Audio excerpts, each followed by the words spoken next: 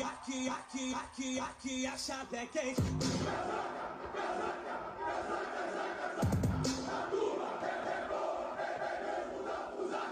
Aqui a chave é quente.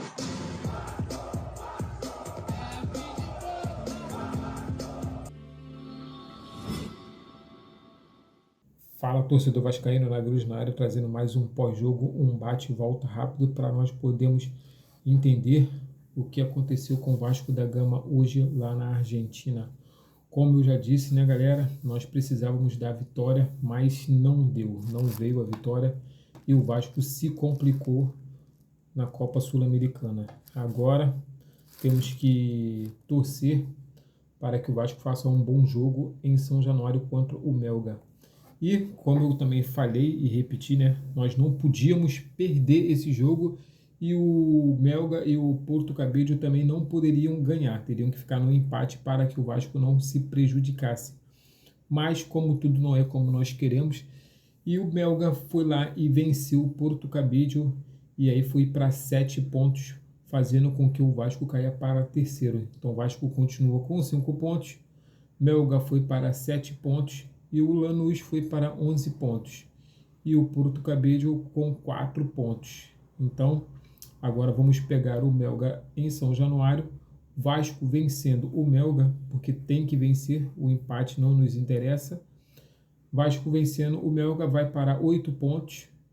E o Melgar continua com 7 pontos. E aí, o que acontece? O Vasco vai para a repescagem, que é o play-offs, para poder pegar o terceiro colocado que virá da Copa Libertadores. E vou falar agora aqui um pouco do jogo, né? Como foi a dinâmica desse jogo.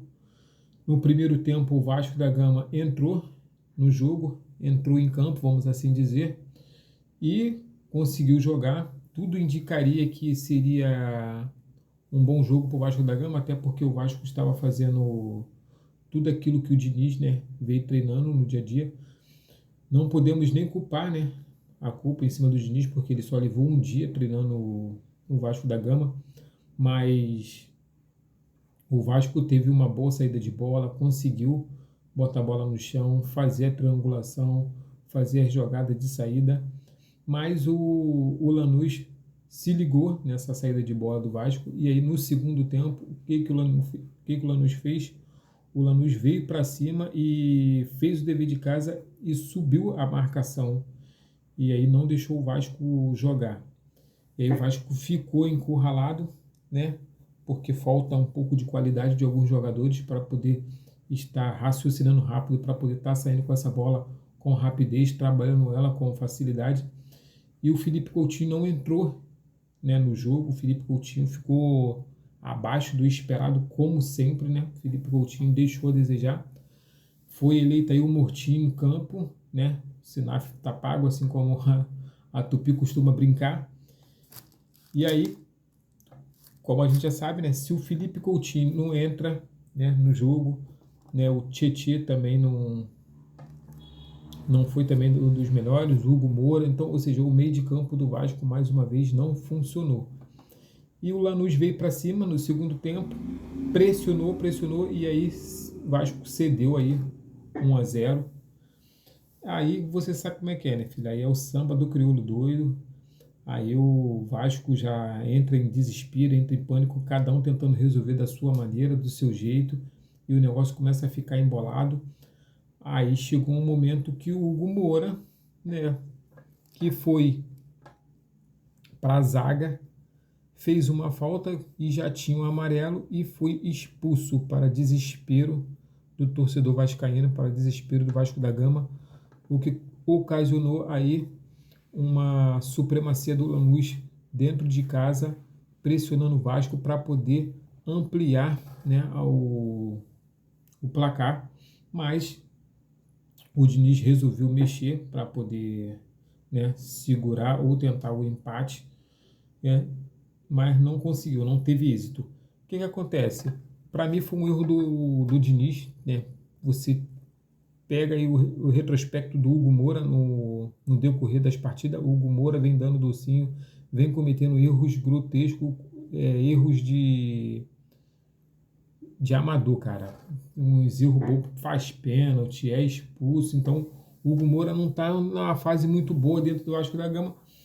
E aí o Diniz, vendo o Hugo Moura com o amarelo, ao invés de tirar o Hugo Moura e botar um outro jogador para poder fazer essa marcação defensiva, né?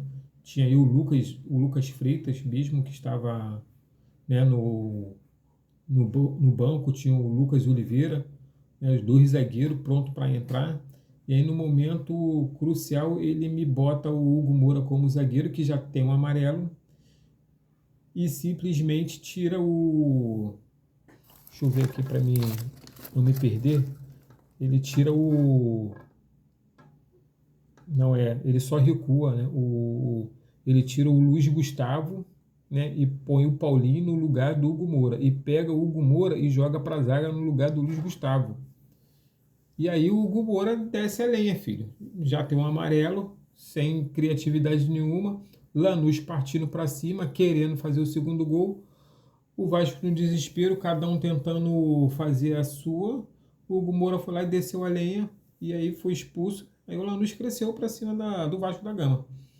E aí as substituições também não funcionaram no segundo tempo, porque sai Luiz Gustavo e entra o Paulinho no meio de campo. Ou seja, ele tira um defensor e bota o meio de campo, né, um volante, o Paulinho.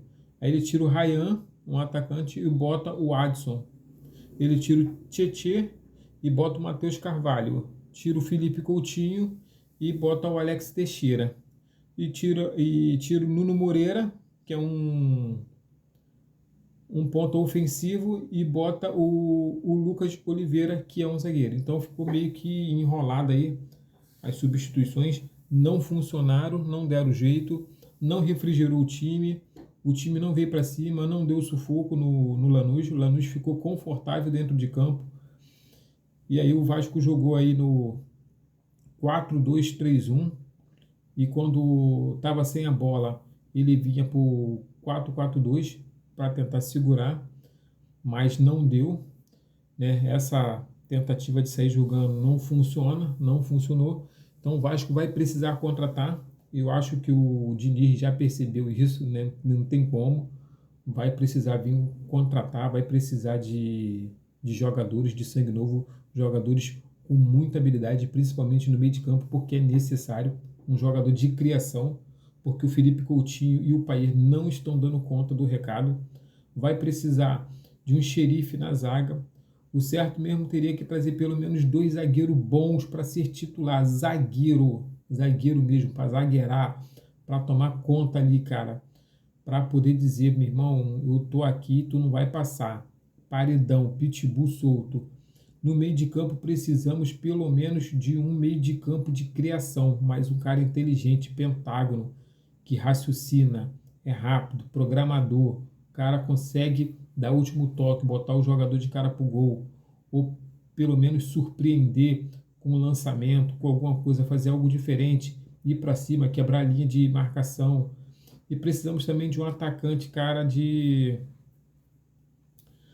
um atacante de bola rasteira, para que possa partir para cima dos adversários. Porque, cara, eu não consigo ver o Ryan fazer isso, infelizmente, e ninguém fala nada, ninguém diz nada, mas o Ryan sumiu, não apareceu contra o Lanús.